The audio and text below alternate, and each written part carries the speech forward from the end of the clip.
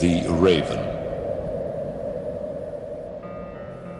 Once upon a midnight dreary, while I pondered, weak and weary, over many a quaint and curious volume of forgotten lore, while I nodded, nearly napping, suddenly there came a tapping, as of someone gently rapping at my chamber door. "'Tis some visitor," I muttered, tapping at my chamber door. Only this and nothing more. Distinctly I remember it was in the bleak December, and each separate dying ember wrought its ghost upon the floor. Eagerly I wished the morrow. Vainly I had sought to borrow from my books surcease of sorrow. Sorrow for the lost Lenore, for the rare and radiant maiden whom the angels name Lenore, nameless here forevermore. And the silken, sad, uncertain rustling of each purple curtain thrilled me, filled me with fantastic terrors never felt before, so that now, to still the beating of my heart, I stood repeating, "'Tis some visitor entreating entrance at my chamber door, some late visitor entreating entrance at my chamber door. This it is, and nothing more." Presently my soul grew stronger. Hesitating then no longer, "Sir," said I, "or madam, truly your forgiveness I implore. But the fact is I was napping, and so gently you came rapping, and so faintly you came tapping at my chamber door, that I scarce was sure I heard you. Here I opened wide the door. Darkness there, and nothing more. Deep into that darkness peering, long I stood there, wondering, fearing, doubting, dreaming dreams no mortals ever dared to dream before. But the silence was unbroken, and the stillness gave no token. And the only word there spoken was the whispered word, "Lenore." This I whispered, and an echo murmured back the word, "Lenore." Merely this and nothing more. Back into the chamber turning, all my soul within me burning, soon again I heard a tapping, something louder than before. "Surely," said I, "surely that is something at my window lattice. Let me see then what thereat is, and this mystery explore. Let my heart be still a moment, and this mystery explore. 'Tis the wind, and nothing more." Open here I flung the shutter, when, with many a flirt and flutter, in there stepped a stately raven of the saintly days of yore.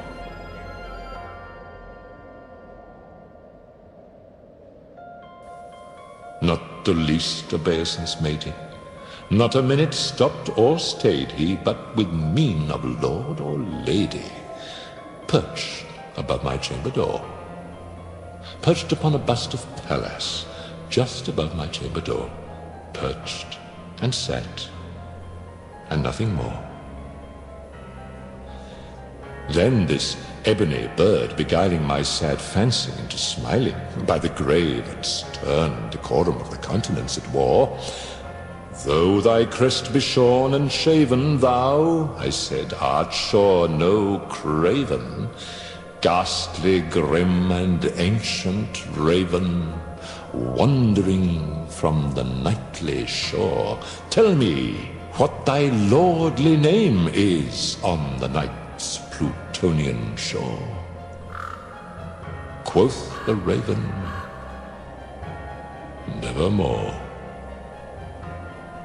Much I marvelled this ungainly fowl to hear discourse so plainly, though its answer little meaning, little relevancy bore, for we cannot help agreeing that no living human being ever yet was blessed with seeing bird above his chamber door, bird or beast, upon the sculptured bust above his chamber door with such name as Nevermore.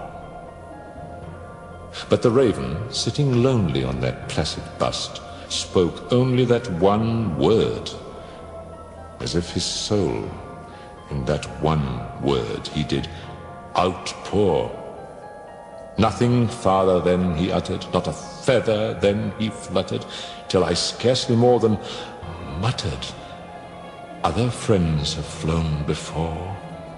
On the morrow he will leave me, as my hopes have flown before. Then the bird said, Nevermore. Startled at the stillness broken by reply so aptly spoken, doubtless, said I, what it utters is its only stock and store, caught from some unhappy master, whom unmerciful disaster followed fast and followed faster, till his songs one burden bore, till the dirges of his hope that melancholy burden bore, of nevermore. But the raven still beguiling all my sad soul into smiling, straight I wheeled a cushioned seat in front of bird and bust and door. Then upon the velvet sinking, I betook myself to linking fancy unto fancy, thinking what this ominous bird of yore, what this grim, ungainly, ghastly, gaunt, and ominous bird of yore meant in croaking Nevermore. This I sat engaged in guessing, but no syllable expressing to the fowl, whose fiery eyes now burned into my bosom's core. This and more I sat divining with my head at ease, reclining on the cushion's velvet lining that the lamplight gloated o'er, but whose velvet violet lining with the lamplight gloating o'er she shall press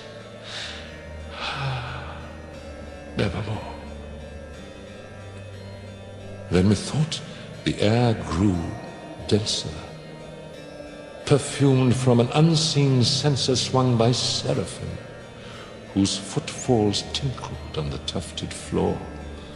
Wretch, I cried, thy God hath lent thee, by these angels he hath sent thee respite and nepenthe from thy memories of Lenore. Quaff, oh quaff this kind nepenthe, and forget this lost Lenore. Quoth the raven, Nevermore.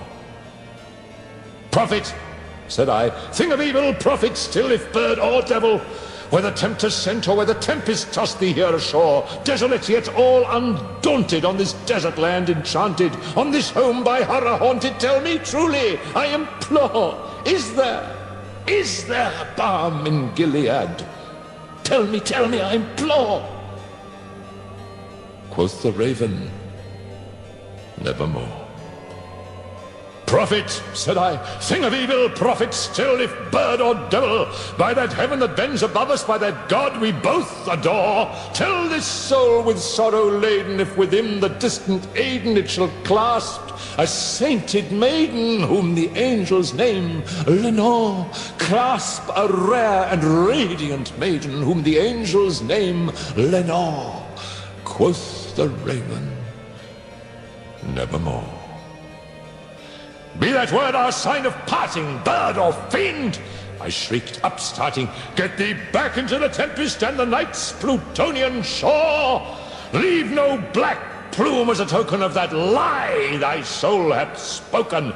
Leave my loneliness unbroken. Quit the bust above my door. Take thy beak from out my heart, and take thy form from off my door. Quoth the raven, Nevermore. And the raven, never flitting, still is sitting, on the pallid bust of Pallas just above my chamber door. And his eyes have all the seeming of a demon's that is dreaming, and the lamplight o'er him streaming throws his shadow on the floor. And my soul, from out that shadow that lies floating on the floor, shall be lifted nevermore.